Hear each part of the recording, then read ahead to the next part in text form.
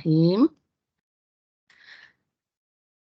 Assalamualaikum, selamat petang. Mohon maaf pertama kali saya nak mohon maaf sebab tak dapat nak menjawab setiap mesej yang diutarakan kepada saya secara private, iaitu di media WhatsApp because of I have multiple appointment.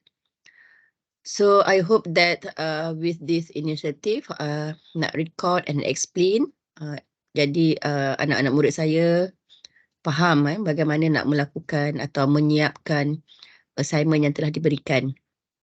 Memang tujuan assignment ini diberikan adalah supaya student mengulang kaji ataupun meneroka jawapan-jawapan yang berkisar tentang total safety culture model. So it is actually a student-centered learning process. Tapi ada banyak soalan yang saya rasa saya perlu jelaskan, explain sedikit. Mungkin sebenarnya explanation saya ni lebih kepada saya membaca balik je soalan yang telah saya tulis. Tapi mungkin dengan saya baca tu berbeza sikit penerimaannya kan. Okay, so based on the assignment question that given to you in the earlier days, so I give you a picture of total safety culture model. Okay, as can be seen in the screen, according to Professor E. Scott Geller, positive and good safety culture can be developed by understanding the interaction between three crucial domain, which is personal domain, personal factor. It's a personal factor here. Alright, okay, I think I have this one lah. These are the personal factors. Okay, and then the second one is it's okay. The second one is the environmental factors. Alright, and as you can see in the slide, in the figure 1, environmental factors. And the third one is the behavioral factors. Okay, behavior. So what you need to do is to really understand what is in the element of each factors. For example, person. What is the meaning of person factors in the safety culture model? Safety culture, to achieve safety culture, person must be equipped, as individual must be equipped with the knowledge. Tengok dalam gambar tu, person ada knowledge, ada skill. Meaning that kalau nak buat sesuatu pekerjaan itu sebagai safety and health officer, for example, dia mesti ada ilmu berkaitan safety and health. And kemudian dia ada skill to conduct toolbox meeting. Saya ambil perkataan toolbox meeting sebab saya perasan dalam kelas anak-anak murid saya suka memberi contoh atau memberi maklum balas tentang toolbox meeting. And then kena ada skill nak conduct the toolbox meeting. Ability to give instruction, ability to guide and so on. And also sebagai seorang yang perlu mengendalikan safety kat tempat kerja, dia mesti ada personality yang likable, disukai. Bila dia minta tolong, orang suka nak tolong. Bila dia suruh, orang suka nak buat. Bila dia minta untuk pakai personal protective equipment, pekerja-pekerja suka nak pakai. Itu contoh person factors. And then the second one is environmental factor. So elemen-elemen di bawah setiap factors itu mestilah anda semua boleh untuk explain bagaimana elemen tersebut untuk mendukung ataupun contribute kepada pembentukan safety culture. Yang mana saya banyak kali sebut dalam kelas. Culture tu nak dibangunkan tu perlukan terlampau banyak latihan. Latihan nak buka selipar saja dalam kelas contohnya. Berulang kali diingatkan, berulang kali enforcement, berulang kali ditanamkan semula tindakan-tindakan yang perlu dilakukan dengan baik. Okay, and kemudian adalah behavior.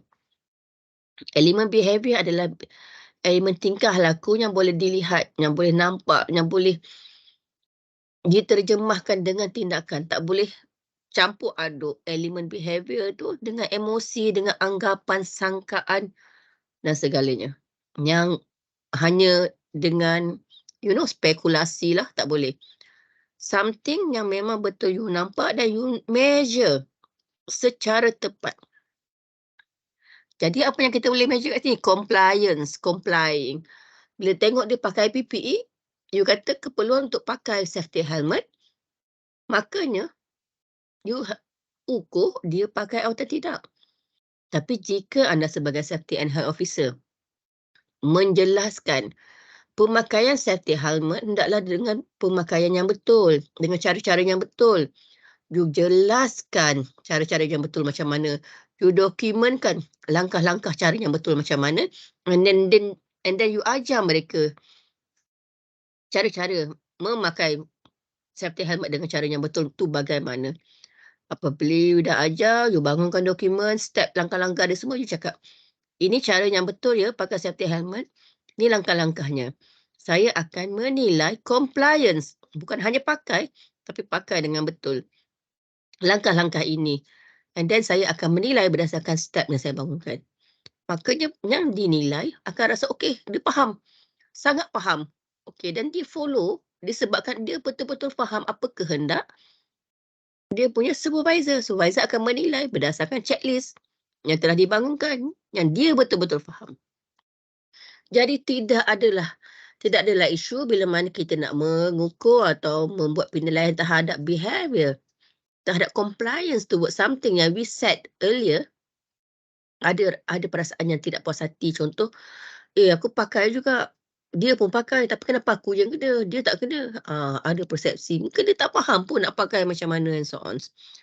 Selain itu, behavior communicating. How communication berlaku. Tadi saya dah sentuh sebenarnya. Cara pakai yang betul tu somehow ada pekerja tak faham macam mana cara yang betul. So how cara yang betul itu di-communicate atau diberitahu kepada pekerja dan pekerja faham apa expectation oleh penyelia. Itu antara itu secara ringkasnya lah tentang safety culture model. So, apa yang anda semua kena buat? In group 5 of 6, I have set up the group. Choose one process in any industry. One process. Wall president. I already put the example of the processes. Tapi tidaklah ini sahaja. You cari proses. So saya mohon sangat pertolongan semua. Janganlah tanya saya, doktor, boleh ke saya pilih proses ni? Boleh ke saya nak ini? You choose, you discuss dalam group and then you select. Ini bukan sekolah menengah tau. Yang nanti cikgu-cikgu nak tengok balik. It's a very independent, self-centered learning. Yang mana you boleh tanya pada saya. Bukan tak boleh tanya soalan. Boleh tanya soalan. You boleh tanya soalan kepada saya tu soalan yang lebih kritikal. Bukannya step 1 pilih industri. Nak suruh saya tanya pula nak minta pendapat. Tak bolehlah kan. So, di awal pemilihan industri tu berbincang. Kadang-kadang, you macam ni, you pilih satu industri ni. Tapi bila you nak suit kepada soalan kedua, industri tu mungkin susah you nak bagi banyak contoh. Jadi, tak bolehlah industri ni, you pilih industri lain. Ataupun you pilih proses yang lain.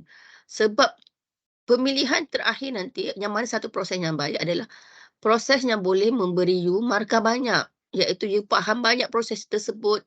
You boleh bagi contoh dengan baik proses tersebut sebab you nak develop table yang di bawah. Okay, based on the chosen process, explain the meaning 5 safety culture ladder and give example of the situation. You may refer table 1 for the example. Saya dah tulis terus macam mana my expectation of the table, nak letak meaning kat mana, and then nak letak example of the situation macam mana. Okay. Contoh, safety culture ladder ni ada 5. Pathological, responsive, calculated, proactive, progressive. Okay. Sekarang ni, bila you tengok ni, you tak ada idea. That is why saya bagi reference untuk you rujuk. And di dalam reference ini, jangan kata tak ada. Yang tak ada maksudnya tak masuk otak dan tak betul-betul faham dengan kehendak soalan yang saya letak dalam dalam otak lah. So kena bacalah, baca sama-sama, fahamkan. So kalau dalam safety culture ladder ni, ada 5, iaitu pathological, apa maksud dia? Terus kantoi dah, bukanlah kantoi, terus ya Allah ada jawapan dah. Who cares as long as we are not caught. Inilah maksud dia. Meaning of the ladder, the pathological ladders, meaning dia, bagi contoh ayat tersebut. Maksud pathological and reactive. Ni maksudnya di kategori pathological ni orang tak peduli langsung. Yang penting bukan aku yang kena tangkap. Tak apalah isap rokok kat tempat apa, dekat stesen minyak pun, jangan ada polis je, contoh. Oh, pakai safety helmet. Oh, kawasan ni tak apa, kawasan ni polis tak pernah datang. Kat sana ada, okey. So, dia hanya buat sebab tak nak kena tangkap je. Ini keadaan di mana kebanyakan industri bila mana dia hanya mengikut peraturan bila ada supervisor. Dia tak rasa yang apa yang supervisor minta itu, minta dia jaga keselamatan, ikut peraturan tu adalah untuk diri dia, untuk protection diri dia. Dia tak rasa macam tu. So this is the situation. Ni maksud dia. Reactive. Safety is important. Yang ini bila di mana dia dah sampai tahap reactive, maksudnya pathological ni di tahap yang lowest lah. Paling rendah. Mungkin setelah sekian tahun bekerja, and then barulah dia faham, oh sebenarnya safety ni penting. We do a lot every time we have, safety is important. So, penting ni. Tapi, kita hanya buat macam-macam, kita perlu buat macam-macam apabila berlaku aksiden. Dah berlaku aksiden barulah kita, oh lepas ni jaga ni, lepas ni jangan buat macam ni lagi. Sebab kita react. Kita react setelah ianya berlaku. Makanya, ianya macam reaktif lah. Itu reactive ladder lah. Tapi tidaklah seteruk pathological. Pathological ni memang teruk sangat lah. And then reactive. And then calculative. Calculative, we have system in place to manage all hazards. Kita buat sebab kita ada sistem. Yang tak ada masuk dalam sistem tak payah buat. Berkira betul skop dia. Contoh. And then proactive. Proactive yang kita nak. Bila proaktif tak ada supervisor pun kita ikut peraturan. Sebelum orang lain buat kita dah buat. Sebab kita tahu. Safety is very important. And we as individual kena jaga keselamatan. Kita tak boleh harapkan orang lain. Keselamatan tu under kita. Di atas bahu kita. Bukan semata-mata di atas bahu kawan-kawan atau orang-orang lain yang bekerja di sama tempat yang sama. Dan seterusnya. Generative safety is how we do business around here. It's a very good. Once bila company tersebut berada di keadaan generative, maksudnya dia dah ke arah membudayakan keselamatan, a safety culture. So saya nak semua baca artikel yang saya bagi ni. Bukannya baca sikit-sikit, baca all the explanation here. Ada. Dan bagi contoh, pelbagai contoh. And then okay. Ini pun safety culture model, HSC model, dia explain lagi how this one, emerging level 1 dari pathological kepada reactive. Maksudnya kat sini apa? Develop management commitment. Kena fahamkan management commitment macam mana. And seterusnya lah. Saya tak nak cakap banyak, nanti saya terbagi jawapan. Saya nak you do the thinking process. And then, we back to the question. Bagi example, ambil proses kan, proses wall plastering kan. So kalau pathological ni macam mana? Buat kerja cepat-cepat contohnya. Buat kerja cepat-cepat, tak ada supervisor, tak ada pakai safety glove and so on and so forth.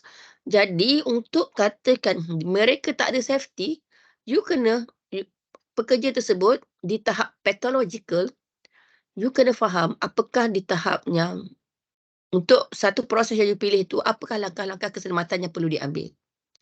Makanya, di tahap pathological tu you nyatakanlah. Contohnya apa? Bila buat cutting the fresh fruit bunch. Tak ada maximum lifting load. Berat beban tak kira maksimum. Waktu hours tak kira apa semua. Tak kira lah kerja yang penting.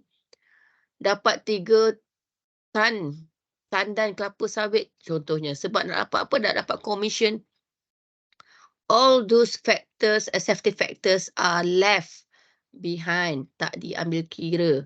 Itulah tahap pathological. So you have to give the example based on the chosen process to represent each ladder.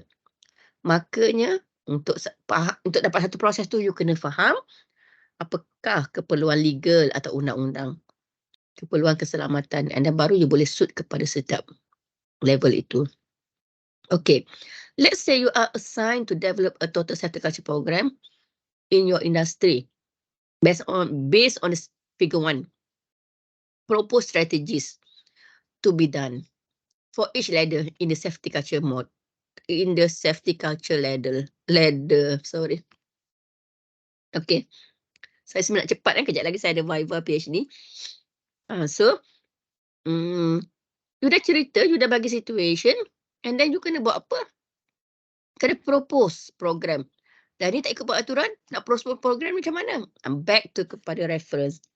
Kat sini sebenarnya dia dah bagi, sebenarnya dia dah bagi propose how to increase develop management commitment ni, realize the importance of frontline staff, Tapi you nak kena buat based on you punya case. You tak boleh ambil kopi bulat-bulat. You kena fahamkan paper ni and then you propose, masukkan dalam you punya case, you punya proses yang you pilih. And then saya pun ajarlah macam mana keperluan preparation, assignment preparation guideline. Siap letak dah. Okay, apa propose program dia? Person, behavior, environment. Masukkan. Ketiga-tiga tu. Ulang-ulang masuk. Tapi seriously, jangan sama. Sebab masalahnya lain. Tak boleh solutionnya sama. Kalau masalah lain, solution kena lain-lain. Dan seterusnya reference. Okay. Saya rasa itu sahaja yang mungkin ada yang tak faham kan. Tapi saya rasa dengan penerangan ni bolehlah faham. Melainkan kalau nak minta saya bagi jawapan, memang saya tak nak bagi jawapan lah. Inilah tugas untuk mengadakan critical thinking. Saya rasa cukup sampai sini dulu. Semoga dapat semua dapat selesaikan assignment ni dengan jayanya. Sebab ia sesungguhnya assignment yang memerlukan masing-masing untuk brainstorm, untuk betul-betul faham. Jadi jika ada dalam group members yang tidak baca reference yang saya bagi, dia memang tak boleh nak connect dengan perbincangan dalam kumpulan. Masing-masing bertanggungjawab untuk faham and then boleh sama-sama berbincang. Sekian dulu. Saya left layar. Nanti saya akan share the recorded session ni kepada semua. Assalamualaikum, selamat petang.